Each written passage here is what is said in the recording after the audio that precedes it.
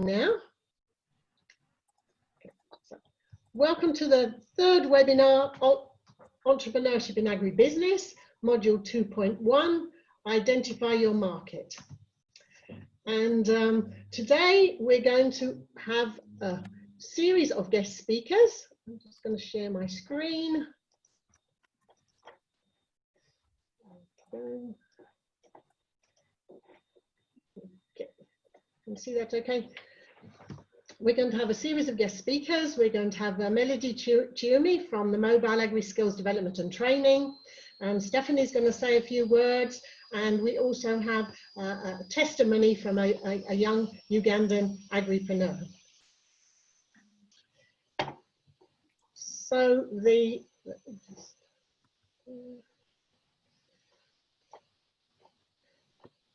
program today, we're going to talk about establishing the size of your market.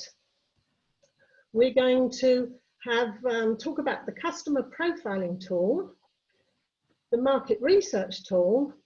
Then Melody, who I can see has just joined. That's great. Welcome, Melody. She is from Mobile Agri Skills Development and Training in South Africa. She's going to join us and give some information. And then we're going to have a testimony from Lucia Kiro, Dewfresh Enterprises. Okay. So just to remind you of the materials on the platform, Identify Your Market. Good morning, Melody. On the materials on the platform, you have the lesson summary. You have, as always, the quiz. You have an activity, Identify Your Market. You have both the video and the audio files. And the video really gives you very good background information on this, module of the training. The audio is exactly the same sound of the, as in the video, but you can easily listen to it without requiring such a big bandwidth. Then you have also the Excel tool, the market research and segmentation template, as always, blank and completed for the Trident Fish Farm. Then there's the customer profiling tool and the market research tool. So we're going to go through briefly those different tools and give you some information on what the tools consist of and give you some ideas of how to follow them. So first of all, the market research and segmentation tool. Now this tool helps you identify the total market size in your product area, the size of the market segment that you're going to address, and then what could be your total addressable market. So what would be the maximum amount of market that you could reach with your product. And I'll put it on full screen so you can see that. And we have here the example of the Trident Fish Farm. Now, if you remember from the information in last week's webinar, the Trident Fish Farm had originally wanted to target consumers directly, but they finally realized that actually they would have a much better chance of establishing a viable business through addressing wholesalers. So this market sizing tool takes through the calculations behind that. So first of all, what are the fish purchases in Kenya? How many people are there in Kenya? Well, there's 50 million people who eat fish. The average consumption of fish is 4.5 kilos a year, and the average price they pay for it is 3.5 kilos, which gives a total market of fish in Kenya of $788 million US. But the Trident Fish Farm is really targeting Nairobi. So in Nairobi, there's 3.5 million people who eat fish. The average consumption is 4.5 kilos, but the Trident Fish Farm is producing tilapia. So the tilapia is a big part of the consumption of fish. It's 3.47 kilos per year. And whereas the average price of fish overall is 4.25 US dollars per kilo, tilapia is a higher value fish, and this is $5 per kilo. So you can easily do the calculations. What is the total value of tilapia purchases in Nairobi? And it turns out to be $61 million. Now, as we mentioned, the Trident Fish Farm is going to go through wholesalers, and wholesalers govern 30% of the market of fish in Nairobi. So 30% of 61 million brings you to $18 million. Now, this would be the total size of the market, the total addressable market, if you could produce fish for all the wholesalers in Nairobi. This, of course, is not realistic, especially in the beginning. So you need to then assess how much of that market you could really take during the first year and the further years of your business. This number we will also come back to in the financial templates, where we're also bringing in the figures of market sizing. Now, I know that a lot of you have already farms, you've already got your supplying produce, but I'd really like to encourage you during this training to think about how you can capture more value. You know, if you're producing onions or capsicums or different types of fruit, etc., how can you capture more value from your produce? Can you do some processing and have further value addition? Can you, for example, already sort your produce so that you have it different size sorted, and maybe you can capture increased price that way? But really try to think how you can, from the total size of the segment of the market, how you can capture more value and increase your revenue. So I'd really encourage you to use this training as an opportunity for that. Then we talked already a little bit last week about the market research. And in this module, we've got more information on the customer profiling and market research. So in the customer profiling in the segmentation tool, you've got questions around the demographic information, the attitudes, values, the behavior, the economic status, and the needs. And then you can establish these charts with customer 1, 2, 3, and 4. And I really would encourage you to be very specific about your customers. We see many times business plans where the agripreneur says, I'm going to address supermarkets in Nairobi, but really be very precise on which supermarkets. And then if you can, go and interview them and really find out more precisely what their problems are and what needs you could address. So this tool is really a resource for you in learning more about your customers and their needs. Then in the market research, the first step is to really establish the objective of the research. What is the specific information you want to find?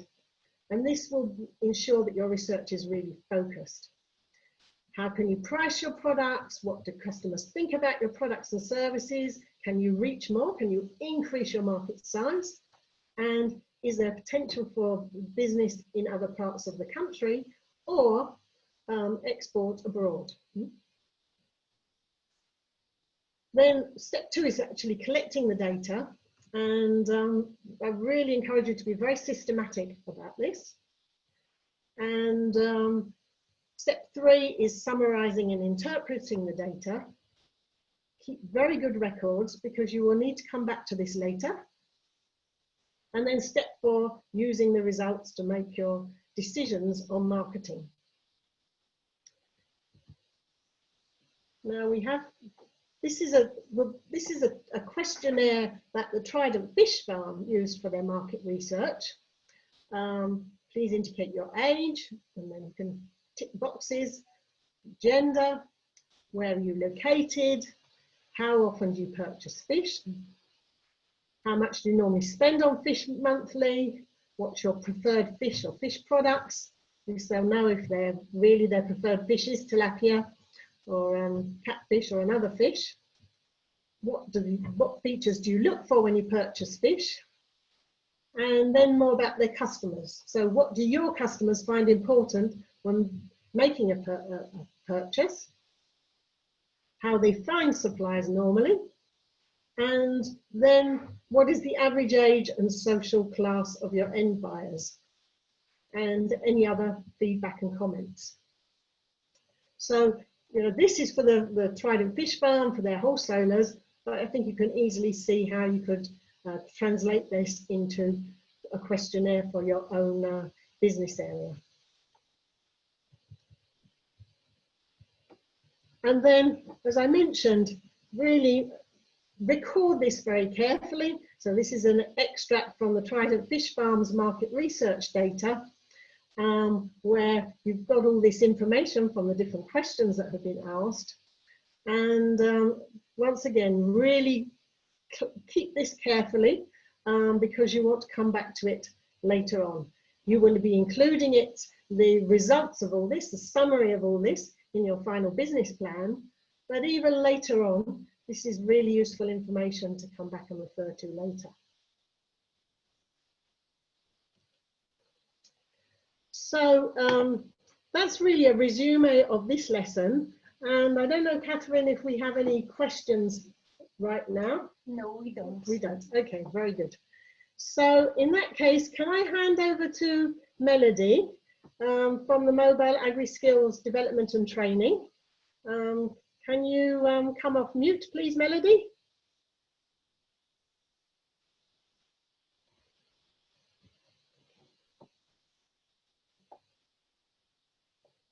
Good morning, Melody.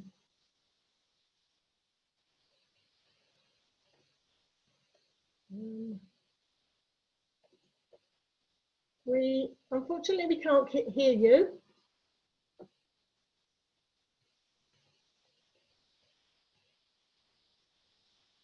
Okay. Oh. Good morning, Melody. Morning, how are you? Can you hear me now? That's perfect. Yes, thank you. Thank you. So, Melody, can you introduce yourself, please, and explain a little bit about Mobile Agri Skills and Development? Okay. Okay. As I've been introduced before, my name is Melody Chivume. I work in South Africa for an organization called Mobile Agri Skills Development and Training. So it is it's a non-governmental organization, which is also not for profit. It's funded by a government small enterprise development agency. So what we do, we help emerging farmers with skills, in essence, how they can come up with high quality products, high quality fresh produce. And then we also help them with business skills development, including marketing skills development. Okay, and Melody, you have a very interesting, the mobile part of it. Can you explain a bit more about your training truck? Because that is really something very unique.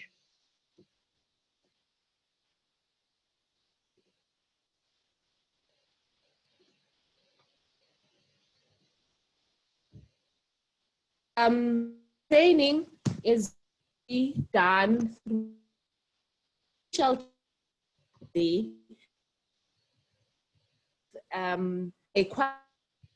which is which stands for Education Training Authority. happens. Melody, you're cutting off a little bit with us. So I don't know, maybe you can get closer to your microphone.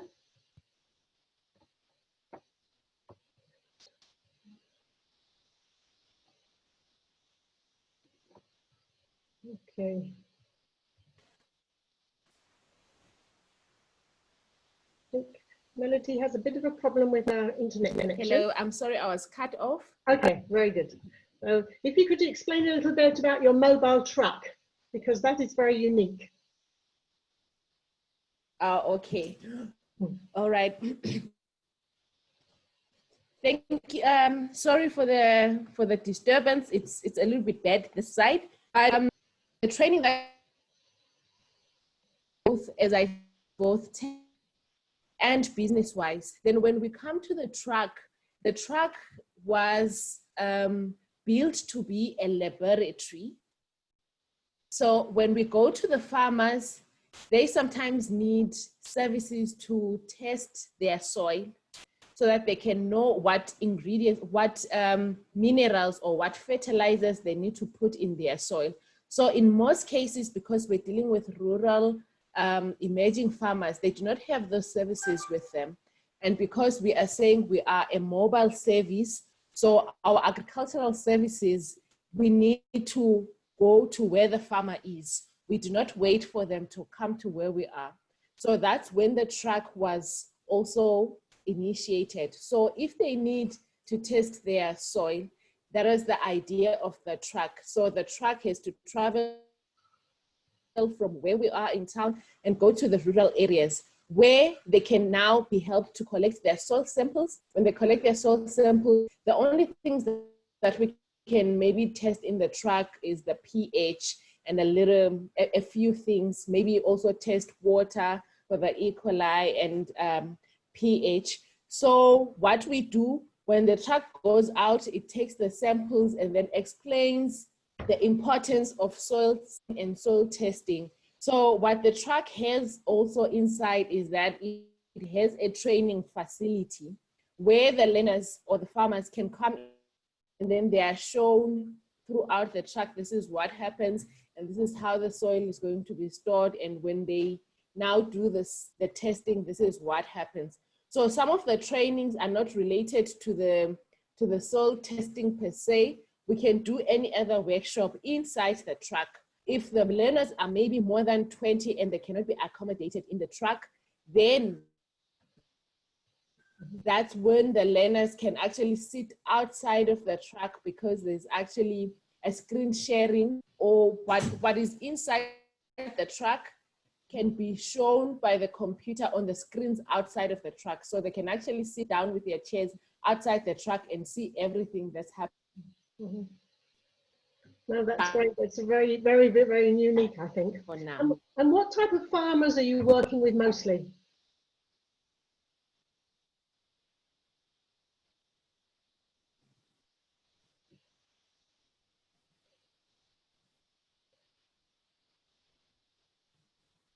Hello, Melody. Did you cut off again, or are you there?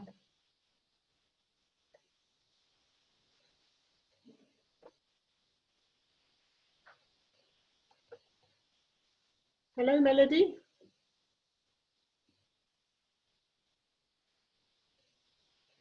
I think Melody has a problem with her internet connection. So while we're waiting for her to come back, maybe I can ask a question to Stephanie. Maybe Stephanie, if you could unmute yourself. We had a question: how can the FAO help young African brothers and sisters have a positive perception on agriculture, and also helping keeping their ideas in practice? Okay, thank you, Anne. I'll do my best to answer. I think it's, it requires a multi-dimensional approach. But first of all, just to say that, African agriculture typically has this very sort of outdated traditional image that's not attractive to young people. And yet, if you look at the potential that agriculture can actually have on the African continent, it's absolutely incredible. And you see the largest companies, both international and domestic companies, operational in Africa and doing very, very good business. So I think there are a number of ways that we as FAO can provide support. I think at the governmental level, you know, FAO has quite a strong position in terms of advocacy. And over the past few years, nearly all African governments have expressed a lot of interest in public-private partnerships.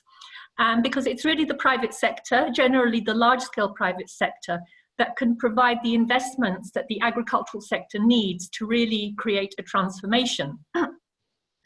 And we've been asked by many African governments, how do you design public-private partnerships? And so we've been providing a lot of advice and support and also doing research.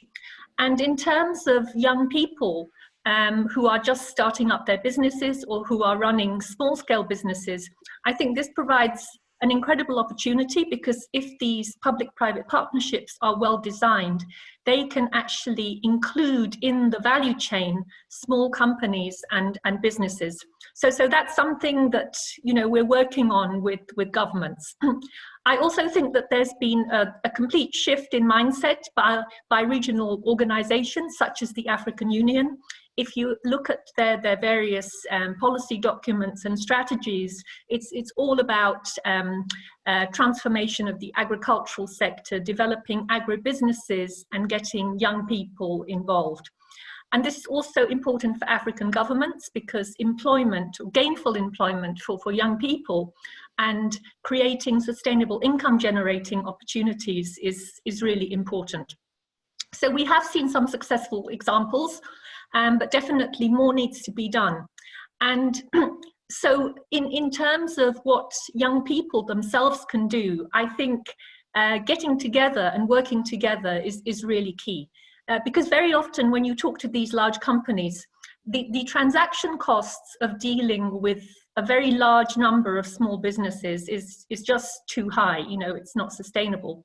Mm-hmm. So if young people, if small businesses can gather together, if they can establish platforms where they can cooperate, that will really expand their outreach, their negotiating power, their advocacy, and it's also then easier to provide training and inputs and technical support. In Ireland, they have a very interesting word for this. They call it pre-competition. And basically, what that means is that even though company A may be in competition with company B, before you start on the competition, you actually need a degree of cooperation. We have been working also with the African Union on trying to support these platforms for domestic businesses to get together and to have this, this increase in scale and outreach and advocacy. And also, I'm really happy that FAO is now engaged with the Agripreneurship Alliance, because I think these kinds of trainings are really important. In the past, development partners, including FAO, really focused very much on the production aspects, working with farmers, farmer organizations to boost productivity. But the business element was not completely neglected, but definitely not given as much importance. And we as FAO have really realized the importance of looking at the entire value chain and looking at the companies, the business models, also improving the quality and the safety of food, which is also important because consumers are becoming much more aware. And of course, the marketing and business development aspects. So those are just some elements. As I say, it's a very multi-dimensional approach, but I hope that, you know, some of this was useful. Thank you. Thank you so much, Stephanie. And if anyone has any other questions for Stephanie, please post them in the Q&A and we'll come back to them later. Thanks. Now, Melody, you're back online again. So can you unmute yourself and carry on? Because I think you were going to say a few words about the subject of today's webinar. Oh, okay. Can you hear me now? Perfect. Yes, thank you. Okay. Thank you very much if you can hear me. Yes. Okay. I will try and just get straight to the point and summarize. Hello everyone who is around.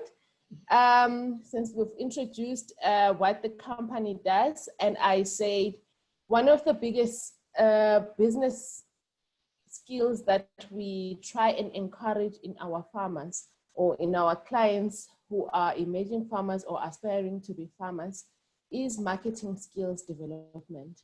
Because in most cases, sometimes we have actually tried to actually link our farmers with markets. Say maybe organizations can come to us and say, we are in demand for X, or we are in demand of how many cabbages per day or per week. So, and then we have tried to then link them with the farmers, but we realized that once a farmer is linked to a market that they did not maybe take part in identifying or try to maybe know how can they keep the market loyal to them, or how can they have long-lasting relationship with the market being reliable, they might as well soon lose the market in the long run if they do not know how they should do the customer care and what's the importance of doing what they're supposed to do to the market. So we then try and make sure we do skills development in marketing. So when we train them, we sometimes train them according to the qualified, maybe the qualifications that are accredited with AgriSeta, or sometimes it's tailor-made according to what we see is still their need or where are they lacking. So I will say one of the questions that we then ask them to answer is, which one comes first, your market or the produce? Which is actually a tricky question to actually answer, but this is what the business exists to do. Just like, can you answer whether the egg comes first or the hen comes first? But what is true is that once upon a time, the egg was inside the hen. And once upon a time, the hen was also inside the egg. So this is the very tricky part about producing the fresh produce, which can be perishable at any time. So it might be a risky idea to go all out, plant maybe a hectare of maybe 30,000 cabbages without knowing where your cabbages are going to go. You might say, yes, people eat cabbages every day, but you need to know who is going to buy them before you even plant your cabbages. And then when you plant your cabbages, of course, you're going to have to run around and say, okay, who's going to buy my cabbages? But if you would have not identified your market before your cabbage goes into the ground, you might sit with a problem. And I'm speaking from experience where farmers need to plow down back their produce because they didn't get the market, because maybe they stayed for too long before they identified their market, and now the produce is ready to be sold and they are running short of their market. So this is where we then draw up the idea to say your best strategies, even how much you're going to produce and all those things, you're actually best informed by your market before you even produce. I think we're still going together there. Mm-hmm. Okay. So now, once we answer to say what comes first, whether you've decided to start your venture already, and then you now are wondering who is going to buy my market, who is going to buy my chicken, who is going to buy my garlic, it's still okay. At the end of the day, whatever that you're going to do is going to have to be informed by your market. So you need to go back to the market. So the second question that we're bringing is that, what does the market need? That question you need to answer all the days of your venture. Who will buy your produce? And the biggest question is, how are you going to know that maybe the Spar supermarket will want my spinach, or maybe a butchery will also want my chicken? How are you going to know? And the smaller questions that you will have to be asking yourself as you identify your market is that what is needed, or who wants to buy what produce of mine, and why do they want to buy it? Maybe they want to buy it because they want to resell, or they buy it because it's actually, sorry, they buy it because they actually, that is the going trend. I'm sorry about that. Can I please mute? No problem.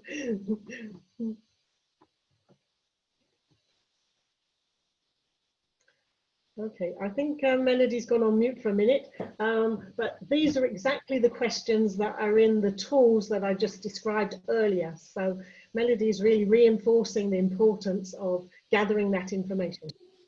Yes. Melody? Yes, I'm back. I'm sorry.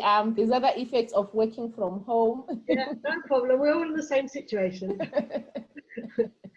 Right. Yeah. So as you go out, as you've already learned, so all this information gathering, you're saying, what do they want to buy, and how does it have to be packaged? Do they want to say, maybe if they are buying chicken, do they want the chicken live, or they want me to slaughter it? Do they want it fresh, or they don't care, even if maybe I first freeze it and then sell it to them? And now, because there's all the innovation that comes in, some people might want or might be interested in chicken that has been dressed and already spiced, so that when people buy the chicken, you've already put in some spices and all that. So, and then when are they going to need it, or how frequent are they going to need it? Twice a week, maybe 500 chickens twice a week, or every week, or every month? And this, we will see that constantly you are going to have to match your production and the market needs, which is why you will need, if I'm taking it to a butchery, this is what they're going to need. They're going to need it maybe every week. Am I going to be able to deliver, or they're going to come and collect from my farm? And so whatever that they will want, okay, they want butternut. So they want peeled butternut and packaged, or they want bags of butternut. So how am I going to be able to deliver it in the best possible manner that they want it?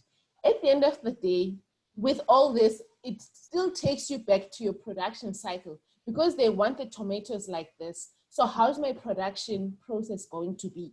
When am I going to harvest my tomatoes? Because they want them red, or no, they actually want them when they're still green or yellowish, So as you identify your market, it will also going to automatically have to inform all your decisions that you're going to have to take in the farm. Are we still together? Oh, okay. Yes, that's very good. So, shall I move on to the third? As you answer these questions, now this is when you're then going to say, yes, I know what I need to do now. I know exactly the information that I need to gather. So now, what practical steps are you going to take as you try and identify your market? As you try and say, I want to create my customer list, or I want to exactly know that I have 15 vegetable vendors that I deliver to every day. This is the informal market. This makes the part of my informal market. And now, because I'm a young farmer, I also want to supply the formal market. Then maybe you go to your supermarket, or who else can be formal market, maybe a restaurant, or maybe, people around, according to who makes up the people who might demand your product in your society. So one of the things that we actually encourage our farmers to do is to actually build a network. As a business person, you need to have an active network that you constantly bounce your ideas to, and you actually get your ideas from your network, because at least your network sees your business from an outsider perspective, and they can tell you this might work, this might not work. And so you want to be able to have a strong network around you, where you are going to be able to rely on them informing you of certain things that you might not see. So as you build your network, you might want to then ask from your network to say, where else can I supply? Who else can need okra because I have okra? But who else can actually need something? Maybe I can actually start producing garlic, even if I don't like garlic, but I see that this side of my society, there are people who are so fond of garlic. So now maybe I might start producing it if I can be able to. So this is what you get from your network. As you get that information from your network, it might give you pointers to who might be your next customer. So also going to different departments or institutions that may have information of support for market linkages.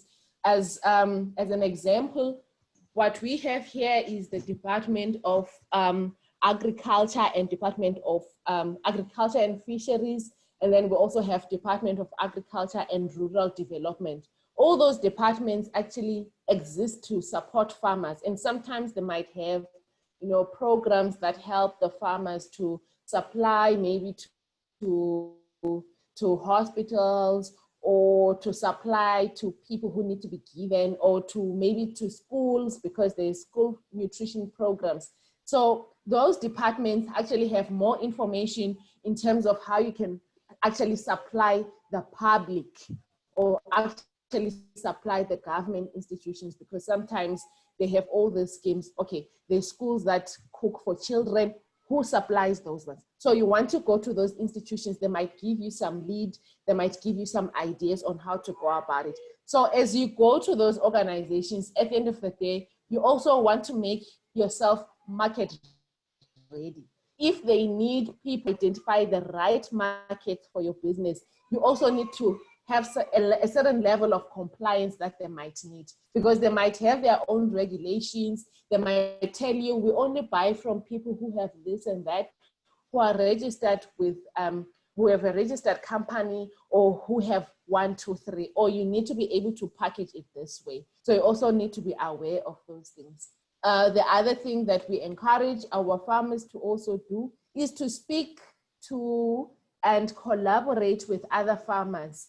That can actually mean you might actually have co-supplier partnerships. I think Stephanie mentioned a little bit of that when you're considering your competition, it's actually not, I always say, it's actually not your competitors. They are just competitors just because you are providing the same service or the same produce, but they can actually be one of your best partners.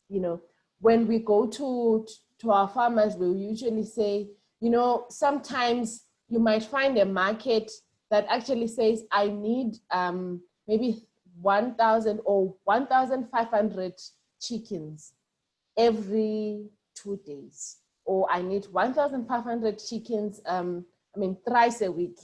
So what do you do as a farmer? Some of the farmers know very well that I do not have the capacity to supply all this. I don't have the capacity to supply 1,000 bags of butternut every week. I only have 5 hectares and I can't supply that much butternut. So what do you do as a farmer who understands the importance of collaboration with other farmers? You know that I do not have the capacity. You need to now talk to other farmers to say, look guys, I have a market, but I'm not able to supply all that they want. Can we please make some kind of a roster? I'm going to harvest my butternut maybe in the first 3 weeks of July. So somebody else needs to harvest butternut starting from the last week of July to the 3 weeks. So now you are able to actually keep your market, but you are also getting butternut from other farmers. So as a farmer, as an emerging farmer, understanding that such collaboration can exist and can be encouraged, which means you're able to say, within my quest to identify my market, let me also speak to other farmers. I know sometimes it might be difficult to speak to other farmers because others might actually think of, if I tell her the people that I'm supplying, they might actually steal my market. So you also need to be able to spark open-mindedness with the network of farmers that you might have, so that in places where you might need to collaborate and take your produce together, or in stages or in different times, you might then be able to get a market, or to identify a market that you know, okay, if I go and tell them that I can supply them, I'm supplying them together with my friends. As long as we have the same method of producing high quality produce, we'll be able to supply them. I think that's quite, I think it's clear enough. Ne? Okay, yeah, so seeking to collaborate with others, they might let you know that, okay, there was somebody that I'm supplying, but because I'm going to be out of stock maybe for the next month, so can you please also bring your produce? Or you can actually even get to a point where you actually sell to other farmers, because they have the market and you might not have the market. So you might actually sell to them and they will take to their farmers. You also need to, I think we've said a little bit of that, to say at the end of the day, as the theme of the slide says, it says build confidence and approach potential customers. Sometimes we actually not really, maybe we are afraid as a human race to start on something that is new, to start on something that we might be afraid to fail. And then what if I go and they tell me that, no, we have our suppliers, we are fine?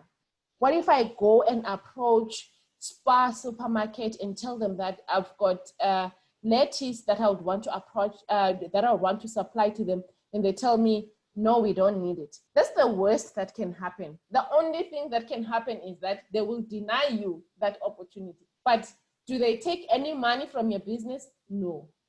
Do they take anything from you? No. You will just know that, okay, I approached Spar, but they didn't accept. Let me try and go to the fresh produce market. Let me go to maybe Boxer store. Let me go to another one. Let me go to Pick and Pay.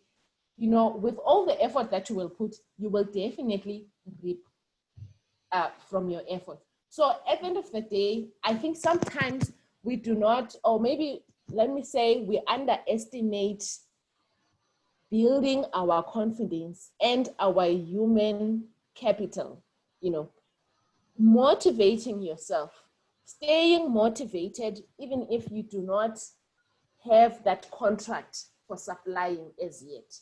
Even before you get the result, to say they've told you now, okay, we need this every week. Before you get that result, to say, now I know I've got my market. How do you stay motivated? At the end of the day, it's just about taking that leap. It's okay, I will be confident enough. I know I've got green peppers that are, when I produce them, they are of good quality. I will go and approach them one by one. You put your ambitions, the business ambitions down. Okay, next week I'll have to approach 5 potential clients. Next month, I'm going to concentrate on maybe the informal markets, those street vendors. Where do they buy from? I think I'm going to go to them and tell them I have this. I'm going to approach the food outlets and restaurants. Where do they buy their chickens? Because they cook chickens. So where do they buy them? So you tell yourself, let me go and ask. You can only know things about your market according to how much you contact them, how much you create that relationship. And at the end of the day, because you might build a relationship with them and some sort of reliability, one day they will say, okay, just bring a sample, let me see. And then there you go, you are growing in your business. So you might want to approach wholesalers, distributors, because there are people who just make sure, I do not want to have the trouble of producing. Agriculture is too risky. I'm just going to buy from the farmers and distribute. So you need to know all those people that want to distribute. You might go to retailers, there's fresh produce markets, whether it's formal or informal. You want to go to vendors, create that relationship with them. They know. And most of them, when they buy from you, it's actually more than a transaction. They will even tell you, thank you a lot, my child, you've come to support me, or thank you a lot for bringing these crates. And then as you build that relationship with them, they will know that when they can't have anything from you, they will even ask you, you don't have the green peppers, your green peppers were very nice. So you want to create those relationships. You might want to know maybe the catering companies that are around you. Whenever they have an event or whenever they are catering for their clients, they then contact you. You might need to know the schools that have school nutrition programs and if you can be able to supply them. So you want to just check who else uses your product. When you identify who uses your product, you ask them. Melody, thank you very much for that practical advice. I think we do need to move on a little bit because we want to leave some time for questions, but that was fantastic. Thank you so much. I'm just going to move on. Thank you. I'm just going to move on quickly because I want to show you a testimony from a young agripreneur, Lucy Akiro. So I'm going to start this video. Lucy Akiro grew up in the north of Uganda in the region that was affected by the LRA, and she had a very challenging childhood because of that, but she managed to complete all her studies, her bachelor's and her master's, and she's going to tell you more about what Lucy Akiro from Gulu City in Uganda. I am a recent graduate of Masters of Science in Agri-Enterprise Development from Gulu University. I also benefited from the training from Agri-Entrepreneurship Alliance, and I would love to say that the training has really helped me at a personal level and at a professional level because I have learned so much, very good communication skills. I've also learned how to mobilize the community, and it has helped me also to impact on the lives of other people, other entrepreneurs as an entrepreneurship facilitator. This training has helped me to also implement our business ideas because we started Fresh Enterprises, but the training polished our ideas and we matched the winner in 2019 of the Agri-Entrepreneurship Alliance competition, of which we were awarded with $1,000 grant. That helped us to kickstart our business, and right now after graduation I'm still continuing with the business at a personal level because I am really so passionate about that business. I would love to say that this training has also helped me professionally to learn so much how to deal with different categories of people. And I've also learned that marketing is something very key in life. As a person, you need to know how to better market yourself to suit and to fit in the marketplace, especially in the job market. And right now I'm using the skills to also contest. I am right now vying for a political position. I'm contesting as the city councillor, representing the voices of the women of Badege division. And I feel that this training by AME has helped me and has shaped my thinking so much because right now I know the basic elements of marketing. I can now target different segments of the population with a specific message that is appealing to them, and this is really going so well. And also what I can say is that the training gave me the opportunity to learn so much of what other people are doing in other parts of the world. I've also been engaged as an agri-entrepreneurship facilitator both in Gulu and Ajumani district. We have been training farmers in the refugee camps to change their lives on micro enterprises. I've also been engaged to train farmers in Gulu district and also farmers in Laos, across Laos sub-region. And this to me is a very big impact because if the training can help me to help others, that will be my joy. So I would love to encourage every youth out there to take up entrepreneurship seriously, because with agribusiness you can never go wrong, because food business you can never lose market because every mouth is a potential customer. Thank you so much. So that was, I think, a very interesting testimony from Lucy. And as you heard, she not only started this Fresh Enterprises, fresh juices and fruit salads, but she's been training people in the refugee camps. There's a very high concentration of refugee camps in the north of Uganda.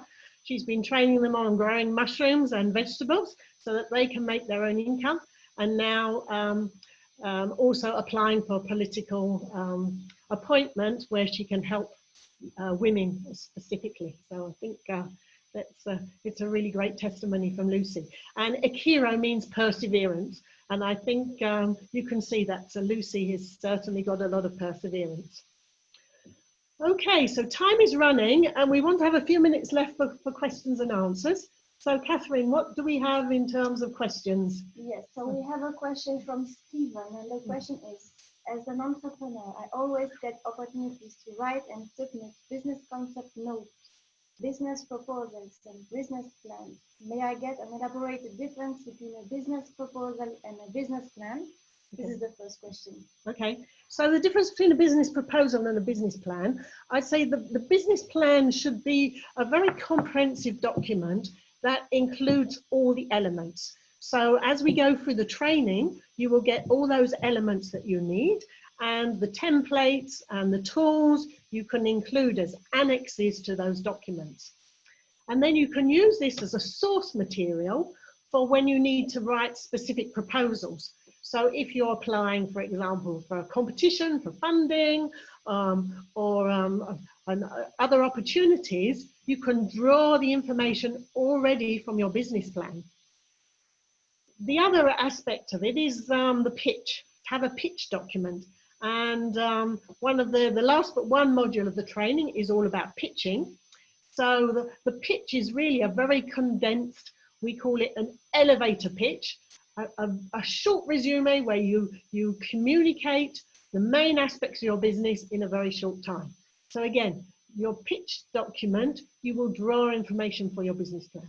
So I'd say that is really the reference, the full business plan, and then you can extract information for different proposals, pitches, etc. Then we have another question from Alexander.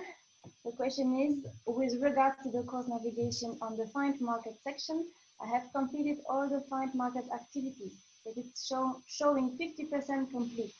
Okay. How do I complete the section? Okay, well, I think I need to address that question to Valentine at the African Management Institute. So we'll make sure that she gets your question. I'll forward it to her so she can respond from the technical side, because there's quite a lot of details behind of how the platform actually functions. And then another question, how can you calculate the market size if the data is not available online? Oh, yes. We didn't really talk about how you source the data. A lot is available online, but obviously not everything. So if it's not available online, you should also see, as Melody said, address the different government departments. Maybe they have documents that are not necessarily online.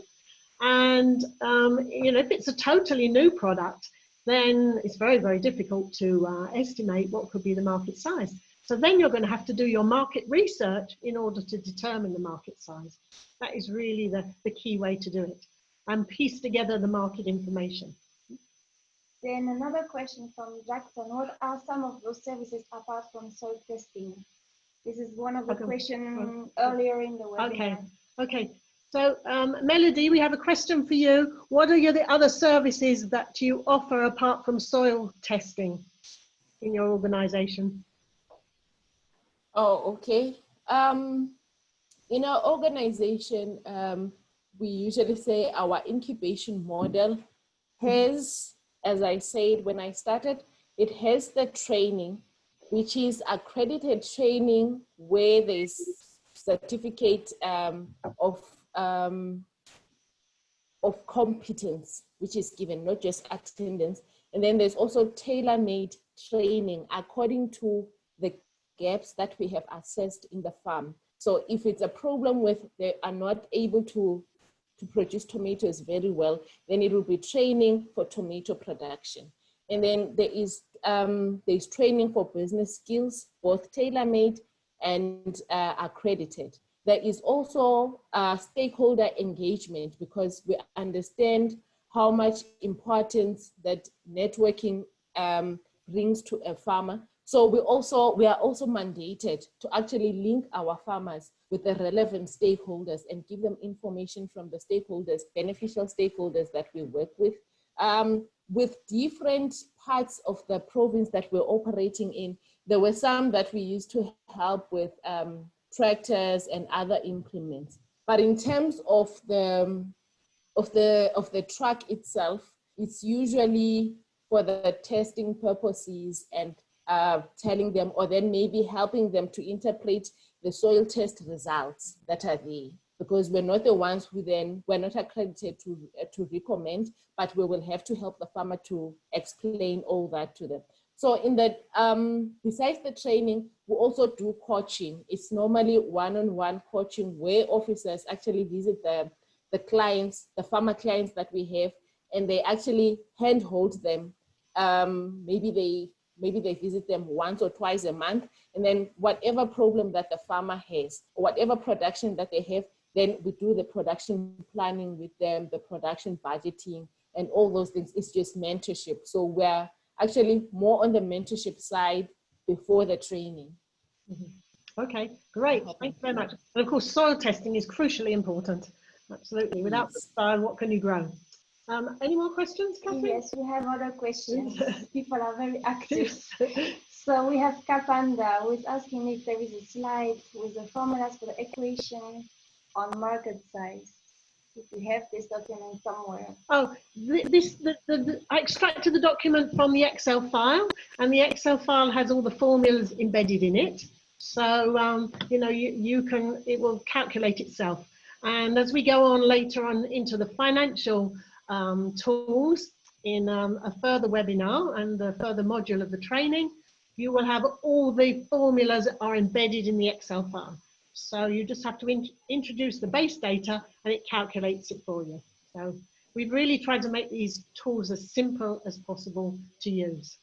So you can concentrate really on your main business and have all the information.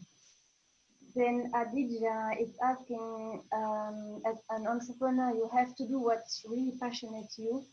But if your market research changes your direction, what do you do? Oh, yes, you need to do what you're passionate about, but the situation changes. And with COVID-19, the situation has changed for everybody. The world is not the same place as it was a few months ago.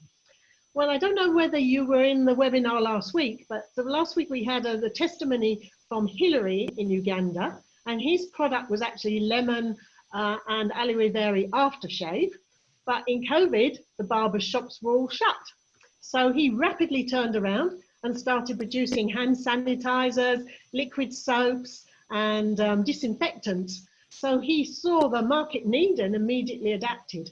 So, you know, this is what I would really strongly encourage you to do, to really look at what are the needs in your local market and how, from the base you've got today, how can you you find new products that meet even more closely those customer needs and problems. And there's enormous opportunities to capture more value through the value chain. So can you do some processing or sorting or something like this in order to say have an increased revenue and capture a bigger part of the share? Okay. Yes, so that is it for now. Okay, those are all the questions. We will also, if there are any more coming in at the end, we'll make sure they're replied. So we'd just like to say thank you very much for participating in the webinar today. We're going to share a link to the recording shortly. It's posted on the community wall of the platform and also goes onto the Go Getters Facebook page. I'm going to look to see if I can also share it through the WhatsApp group. Just a reminder, anybody who hasn't joined the WhatsApp group, wants to join, send us your WhatsApp number, including the country code, and we'll add you to that. So please now work through the market research and segmentation template, gauge in the wall and the WhatsApp group, and reach out to us if you have any questions. And look forward to seeing you at next week's webinar, which is on defining your value proposition, your unique value proposition that distinguishes you from your competitors. I'd like to say a big, big thank you to Melody, to Stephanie, and to Catherine for all their contributions. And thank you again all for participating. Have a great week.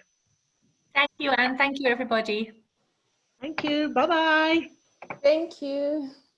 Bye-bye. Bye.